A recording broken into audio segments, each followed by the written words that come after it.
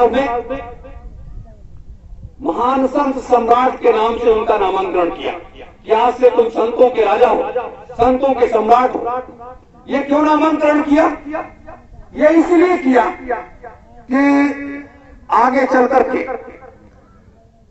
अनादिकाल, आदिकाल, सतयुग, त्रेता, द्वापर और कलयुग, ये 6 युग।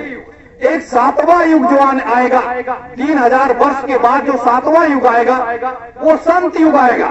3000 वर्ष के बाद वो संत युग आएगा और वो 2 लाख वर्ष तक संत युग रहेगा और उसका राजा इनको बनेगा, संतों, महान संत सम्राट के नाम से। मेरे देशवासियों, तो ये सारी स्थिति चलती रही।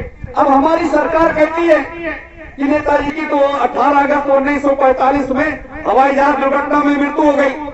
लेकिन जब मैं परम पूज्य स्वामी जी महाराज ने, बाबा जय गुरुदेव जी महाराज ने 1990 में मुझसे सारी बात करने के बाद कहा कि बच्चों आप चले जाओ मुजैना आश्रम।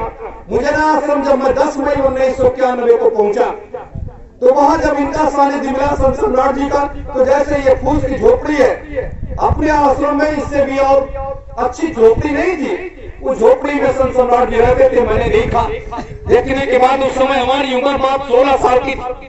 16 साल की उम्र में मैं जब उनके सानिध्य में गया तो जाने के बाद वहां पर जो उनका सानिध्य मिला, 5 साल तक तो इस तरीके से मिला कि वहां कोई जाता आता नहीं था, कोई मतलब नहीं था।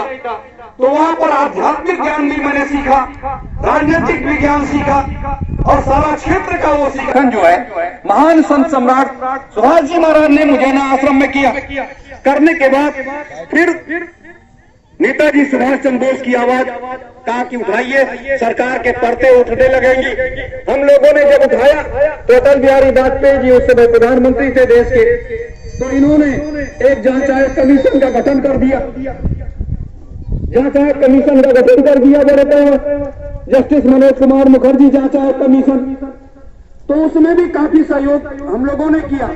वो देश विदेशों में घूम करके ये राजनेता कितने भ्रष्ट हैं कि 9,995 फाइलें नेताजी संबंधित गृह मंत्रालय में रखी थी। उस समय लाल कृष्ण आडवाणी गृह मंत्री हुआ करते थे। जब मुखर्जी आयोग ने उनसे वो फाइलें मांगी कि भाई ये फाइलें मुझे दे दो, इसमें हम स्टडी करेंगे कि इसमें क्या है, तो लाल कृष्ण आडवाणी जी ने कहा कि खुलासा हो जाएगा। लेकिन जब खुलासा हो जाएगा तो ये जो चोर लोग सत्ता में बैठे हैं ना, ये एक भी फुटबॉल के तरीके से भागते नजर आएंगे। जैसे मैदान में फुटबॉल किक मारा जाता है वैसे भागते नजर आएंगे और देश की जनता इनको दौड़ा दौड़ा करके मार डालेगी।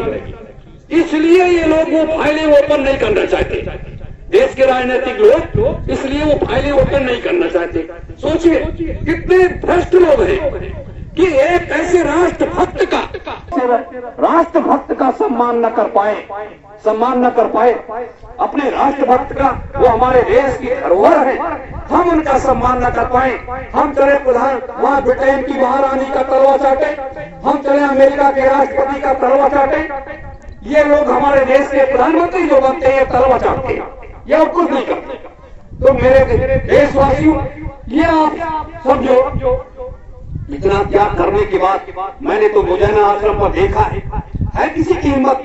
आज लोग कहते हैं नेताजी मर गए, वो तो ये जान लिए क्या मुझे मेरे माता पिता भी 100 साल के बाद तो मर गए, 100 साल के अंदर मर गए, हमारे बाबा परदादा मर गए ऐसे, और वैसे उसी तरह वो भी होंगे तो मर गए। ये भावना लोगों में है, लेकिन है ही मत। तब आपको पता चलेगा कि अध्यात्म क्या है, वो धर्म क्या है, ज्ञान और भक्ति और वैराग्य क्या है और शक्ति क्या है। 6 साल तक इस शख्सियत ने, संत सम्राट जी ने 20 फीट का ऊंचा मचान बनाया। सुबह खड़े हो जाते थे और सूर्यास्त तक सूर्य को एक टक ऐसे देखा करते थे, और चाहे कोहरा पड़ता था उस स्थान पर सूर्य निकलता था, और चाहे बारिश होती थी तो भी उस स्थान पर सूर्य निकलता था। कभी वहां ये अव्यवस्था नहीं हुई। तो 6 साल तक उन्होंने सूर्य त्राटक किया जाती है, और जब सारी रिद्धियां सिद्धियां सारी शक्तियां समाहित हो जाती हैं तो ये जो ब्रह्मा विष्णु महेश देवी देवताओं की हम साष्टांग प्रणाम करते हैं। ये हमारा धर्म ग्रंथ कहता है, हमारी भारतीय संस्कृति कहती है मेरे देशवासियों, तो 6 साल सूत्रनाटक करने के बाद उन्होंने फिर अपने उस आगे के रास्ते को तय किया। इतना त्याग किया, आप किसी से कह दिया जाए कि आप इस बाड़े में बंद हो जाओ, कोई रह पाएगा? 23 साल तक उन्होंने एक बाड़े में बंद होकर के दिखाया, और खाने से कोई मतलब नहीं, पीने से कोई मतलब नहीं, कोई वो नहीं। तो मैं तो दावे के साथ कहता हूं कि परम पूज्य महान संत सम्राट सुभाष ही नेताजी सुभाष चंद्र बोस है, और कोई दूसरा नेताजी सुभाष चंद्र बोस नहीं है। और जो सरकार कहती है कि नेताजी सुभाष चंद्र बोस मर गए, वो सरकार सबूत के तौर पर देश की आम जनता के सामने वो सबूत तो रख दे। नेताजी की हवाई जहाज दुर्घटना में मृत्यु हो गई, या गुमनामी बाबा नेताजी थे वो मर गए। अब आप बताइए, सरकार के लिए नाते रिश्तेदार एक बन तो जाते हैं।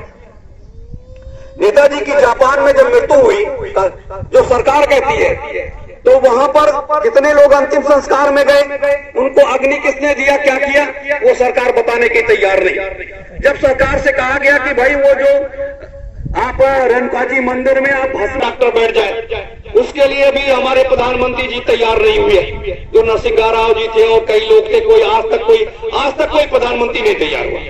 जबकि जापान ये कह रहा है कि ये भस्मी लेकर के जाओ अपने देश में, और ये लाने को तैयार नहीं। तो जब 75 सालों में आप एक ऐसी महान शख्सियत की भस्मी नहीं ला पाए, और उस अस्थि कलश में क्या भरा है, एक बंदर को मार करके नेताजी ने ही उस समय उनके सैनिकों ने किया, उसको या मरा बंदर ले उठा लाए और उसको जला करके उसकी हड्डियां, उसकी राख उसमें भर दिया, और स्वयं नेताजी ने अपने उस पर जो लिखा हुआ है नेताजी की अस्थियां, स्वयं पेन से उन्होंने स्वयं उस पर लिख दिया नेताजी की अस्थियां, और उसके बाद वो निकल गए, वहां से निकल गए। तो ये भी सरकार करने की तैयार नहीं। वो तो चलो जापान में हुआ। अब दूसरी घटना आपसे 1985 की बताएं, गुमनामी बाबा हैदराबाद में रामभवन में रहते थे, रोडवेज बस अड्डे के पास में। तो वहां वो रात में मिलते थे पर्दे के आड़ में, और 1980 से यहाँ मुजैना आश्रम मिलते थे दिन में। सुबह से यहाँ 7 बजे तक मिलते थे, और 8 बजे के बाद वहाँ फैजाबाद में मिलते थे। अब सोचिए, जो व्यक्ति अपने को 1 मिनट में वो अमेरिका पहुंच जाता है, वो ब्रिटेन पहुंच जाता है, वो वहां पहुंच जाता है, कितनी बड़ी शक्ति उसके पास होगी। तो वहां कुछ लोगों से, उनके चिन्हित व्यक्ति थे, उनसे वो मिलते थे। और फिर वहां पर एक दिन कहानी बनी गुमनामी बाबा की, जो पर्दे की आड़ में मिलते हुए। किसी ने भी गुमनामी बाबा को नहीं देखा, किसी ने आज तक नहीं देखा, सिर्फ पर्दे की आड़ से वो बात करते थे, सबसे वो मिलते थे, चेहरा किसी ने नहीं देखा।